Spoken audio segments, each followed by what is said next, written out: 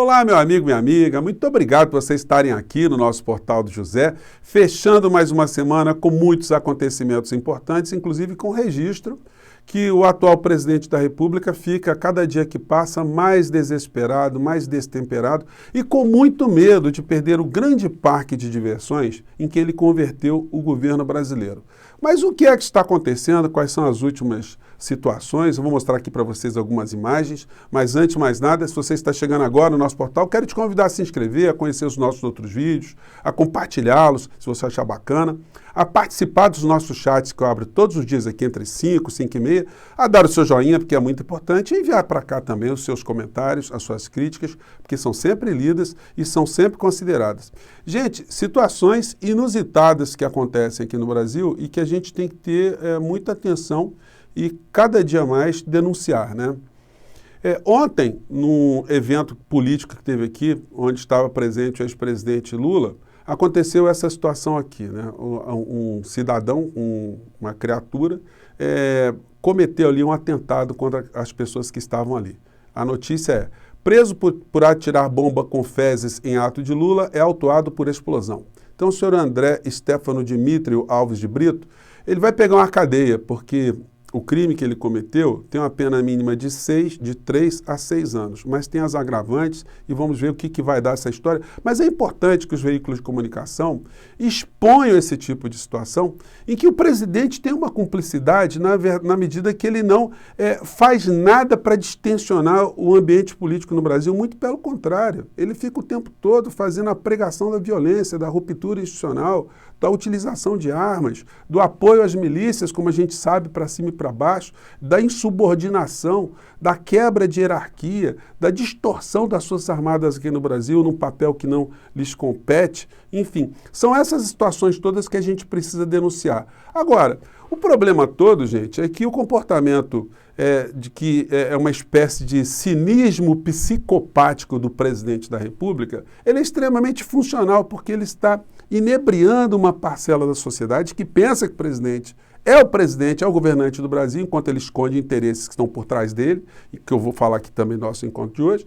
E essa figura com esse cinismo psicopático, ele oscila, ele faz ali demonstrações de ter algum tipo de empatia, mas uma empatia seletiva. A mesma criatura que ficou inerte, muito pelo contrário, né, agiu de uma forma contundente para que nós tivéssemos esse desastre sanitário que nós vencemos aqui no Brasil e que também não pode ser esquecido, conforme eu tenho dito sempre aqui no nosso portal, e hoje, felizmente, eu encontrei alguém que verbalizou de uma forma muito oportuna aquilo que eu tenho dito sempre para vocês, e eu vou falar disso aqui também. Então, hoje o Bolsonaro, ele chorou em homenagem ao Shinzo Abe lá no Japão, que foi morto no atentado, né? Agora, o que é mais psicopático nessa história, dentro desse cinismo do presidente da República, é que ele pega essa imagem, ele derramou algumas lágrimas ali, teve uma situação patética na formatura que ele foi hoje, que ele mandou o corneteiro tocar ali o toque de silêncio. Enfim, e ele derramou algumas lágrimas. Aqui que ele faz? Ele faz propaganda disso, como ele fez propaganda todas as vezes que ele teve em hospital. Ele quer sempre provocar algum tipo de comoção, ele quer mostrar uma humanidade que nós sabemos que ele não tem. Gente, isso é coisa de uma pessoa equilibrada, alguém que que chora, faz propaganda do seu choro como uma espécie de ferramenta política. Eu nem vou colocar muito para vocês não, tá? Vou colocar aqui 1 segundo só, vamos lá. Bom, e aí ele fez proselitismo disso, gente, é uma coisa bizarra, né, para dizer o mínimo desse personagem. Bom, e hoje, para minha felicidade, eu vi que hoje no ICL Notícias, do meu amigo Eduardo Moreira, que está fazendo um trabalho muito bacana de, inclusive, contrastar, de confrontar os grupos de direita que estão se organizando já há um tempo, fazem os seus programas também, conseguem distribuir material desinformativo para muitas pessoas, e o Eduardo Moreira, através desse espaço que ele está criando, ele está possibilitando a que muitas pessoas também tenham voz para colocar algumas situações que nós enxergamos aqui, às vezes não vemos em algum meio de comunicação, né? Então eu fico muito feliz de ter visto essa fala do Casagrande, que tem muito a ver comigo, contigo, com as pessoas que a gente conhece e que faz um despertar em todos nós para que a gente milite cada vez mais para acordar outras pessoas daquilo que nós vencemos aqui no Brasil e que muitas já esqueceram, né? Vamos ver aqui do que o Casagrande estava falando. Vamos lá. Porque o cara que está comandando, o Jair Bolsonaro, ele está ferindo a alma das pessoas desde quando ele entrou, né? Principalmente durante a pandemia. Cada vez que ele fazia tinha uma frase irônica em relação à pandemia, em relação às pessoas que estavam morrendo, era uma facada na alma dos sobreviventes daquela família, né? Todas as famílias do país, que foram muitas, que morreram mais de 650 mil pessoas, foram feridas na alma. E essas pessoas que estão feridas na alma, porque esse ferimento ele não vai cicatrizar, essas pessoas que estão feridas na alma, elas estão saindo na rua. Aquelas que foram feridas na alma diretamente mesmo, porque perderam pessoas queridas e ainda ouviram deboche do presidente da República, tem também o apoio daquelas pessoas sensíveis, que eu acho que nós fazemos parte delas, que também ficamos feridos na alma por ver a dor das outras pessoas e ver indignação com as falas macabras, né, do presidente durante a pandemia. Então, cara, quem está na rua, tem vários tipos de grupos na rua, Juca. É o seguinte, tem o grupo petista, que apoia o Lula sempre. Tem o grupo arrependido, por que eu votei nesse cara, o cara está destruindo o país? E tem o grupo maior, o maior é o grupo dos feridos, o grupo dos sobreviventes, sabe? Esse grupo dos sobreviventes é a maior parte do país que está saindo na rua, que está gritando para tentar fazer justiça de uma forma democrática, que vamos votar em outra pessoa, né? Vamos ganhar a eleição. Nós não queremos armas, eu não compro arma. Armas, quem compra são as pessoas que são violentas e agressivas que fazem parte do outro lado, né? Nós não temos armas, nós temos o quê? A inteligência, a realidade dos fatos e a urna, o apoio ali, os números para você apertar. A minha arma principal é o voto, é votar, entendeu?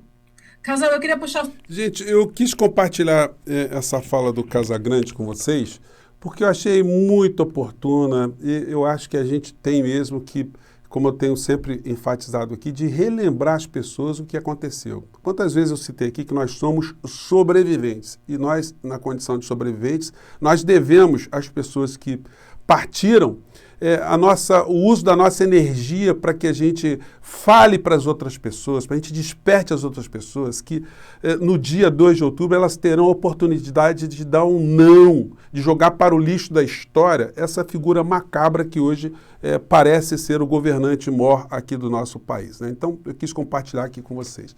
Eu ia colocar para vocês aqui uma fala do Bolsonaro na live de ontem, onde ele conspira, ele pratica atos de improbidade administrativa contra o Brasil, mas não vou colocar isso não, você assiste o nosso vídeo mais cedo, que eu falei um pouco falei bastante dessa história, né? E quando eu digo que o presidente, ele cometeu crime de responsabilidade, aliás, ele está prometendo que vai cometer o crime de responsabilidade, não é porque eu estou achando isso não, é porque a Constituição do nosso país, aqui no artigo 85, eu até sublinhei, circulei aqui, né? Diz o que para a gente? Da responsabilidade do presidente da República. São crimes de responsabilidade os atos do presidente da República que atentem contra a Constituição Federal e, em especial, contra a probidade na administração. Gente, o Bolsonaro ele anunciou que vai convidar uma série de embaixadores para falar mal do nosso sistema eleitoral e apresentar mais uma vez uma série de dados falsos.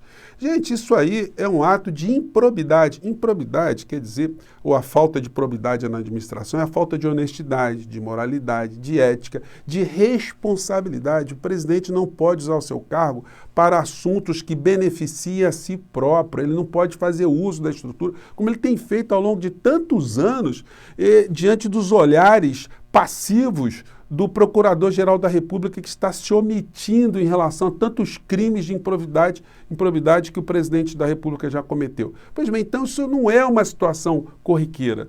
Eu sinto falta de que os analistas, os comentaristas que têm, inclusive em canais independentes, em veículos de comunicação, de abordar essa situação, atribuindo inclusive a responsabilidade do Augusto Aras de fazer alguma coisa que ele não faz.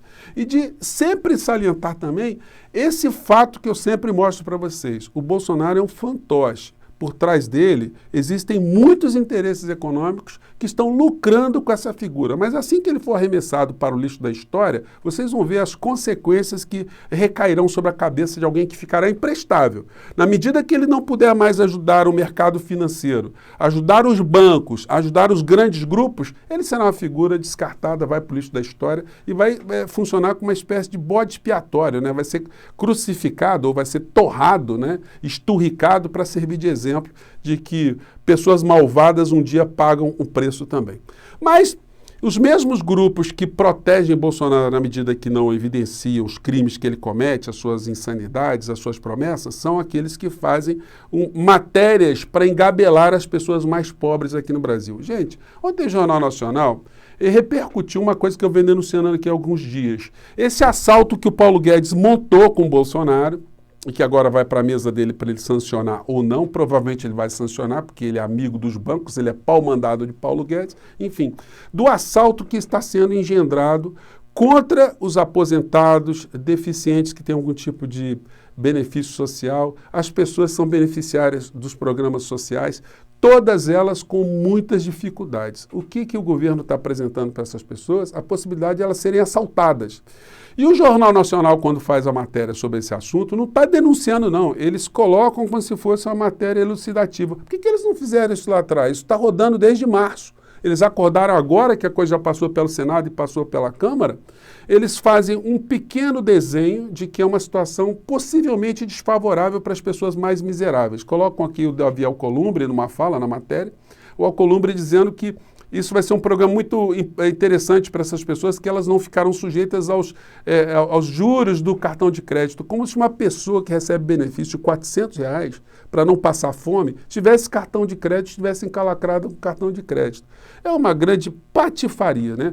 E o jornal, quando faz uma matéria aparentemente crítica, na verdade eles estão fazendo propaganda para que os beneficiários que ainda não sabem que isso vai ser possível, possam ficar atentos que eles vão poder pegar um dinheirinho pequeno adiantado e vão ficar encalacrados para o resto da sua vida e vão continuar a passar fome agora numa situação ainda mais grave. Vamos ver como é que foi essa matéria que esconde esse cinismo que eu digo para vocês, né, gente, que é uma coisa extremamente científica, tá? Isso aí não é feito assim por descuido, não. A intenção da matéria aqui foi fazer, como eu disse para vocês, propaganda. Mas vamos acompanhar aqui uns trechos aqui, vamos lá. E aumentar o limite para o empréstimo consignado. O texto elevou de 35% para 40% o limite para o empréstimo consignado de empregados com CLT, servidores públicos ativos e inativos e pensionistas. Já para os aposentados da Previdência, o limite de comprometimento da renda com o empréstimo aumentou de 40% para 45%. Gente, o aposentado que já está encalacrado, ele vai poder pegar mais um dinheirinho para se encalacrar mais ainda e vai poder ter descontado ali na sua aposentadoria, não mais 40%, mas 45%. Pela primeira vez, os beneficiários do BPC, o benefício de prestação continuada, poderão pedir empréstimo consignado. A parcela do auxílio comprometida também pode chegar a 45%. A MP incluiu ainda, pela primeira vez, quem recebe o Auxílio Brasil. Esses cidadãos poderão fazer empréstimos de até 40% do valor que recebe de benefício. O texto segue agora para a sanção presidencial. Se Bolsonaro sancionar, vai virar lei. O governo estima que o novo pacote vai injetar 77 bilhões de reais na economia. Economistas veem a aprovação da medida provisória com preocupação. Acham que ela pode estimular o endividamento. Gente, a matéria, eles apresentam o seguinte, vai injetar 77 bilhões. Como é que é 77 bilhões?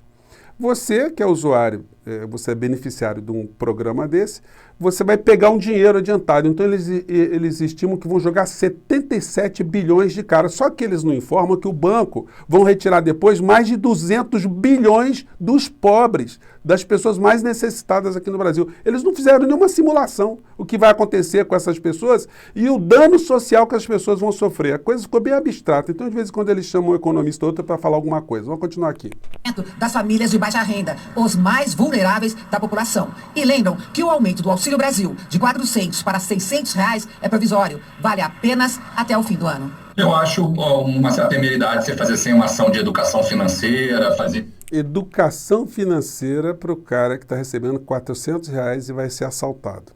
As pressas, isso, eu acho que o empréstimo consignado, ele é uma boa notícia quando chega, mas depois ele tem que ser pago, a inflação está alta. Gente, a matéria capenga, propositadamente capenga, justamente para as pessoas saberem que agora elas vão poder pegar uma graninha na frente sem saber exatamente quanto é que elas vão ter retirada dos seus direitos, né? É uma distorção, é uma bandidagem que está sendo feita com essas pessoas e que, infelizmente, gozam com essa cumplicidade dos grandes veículos de comunicação que tem ali entre os bancos, né, os seus principais parceiros, todos eles unidos também com Paulo Guedes, que apresentou essa possibilidade de assalto contra o povo brasileiro, e contra as pessoas mais pobres, e sancionada, chancelada por esse que fica chorando em cerimônia quando tem uma notícia de alguém que tenha sofrido, que sofreu algum tipo de infortúnio do outro lado do mundo. Esse homem tão sensível é o mesmo que vai fazer com que você, que é a pessoa, as pessoas que a gente conhece,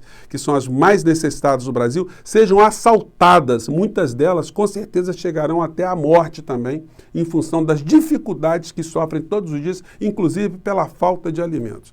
É por isso que eu coloquei hoje o vídeo com Casa Grande, porque é necessário a gente não só tratar política como uma coisa abstrata, mas como uma coisa real, uma coisa que mexe conosco, mexe com a nossa emoção, nosso espírito e nossas vidas. Eu fico por aqui, gente, mandando para vocês um grande abraço, vamos ficar cada vez mais confiantes, porque o fim dessa gente que está no poder está se aproximando. Faltam agora 85 dias. Um grande abraço e até o nosso próximo encontro, gente. Tchau!